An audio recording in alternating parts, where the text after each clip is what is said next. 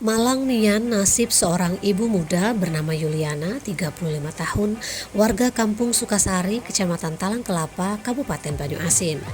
Dia harus berpisah dengan keluarga untuk selamanya setelah menjadi korban tabrak lari di Jalan Soekarno-Hatta Palembang, Kamis 27 Mei 2021 sekitar pukul 13:15 waktu Indonesia Barat.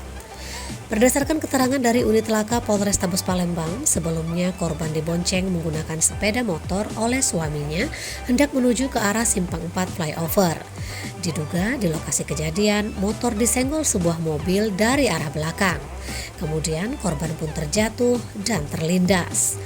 Sementara menurut keterangan saksi mata Rahmat, 25 tahun, saat itu dirinya sedang melintas di Jalan Soekarno-Hatta atau berseberangan dengan TKP, kemudian melihat kejadian itu. Untuk kepentingan pengusutan polisi, jasad korban dievakuasi ke Rumah Sakit M. Hasan Palembang guna dilakukan visum.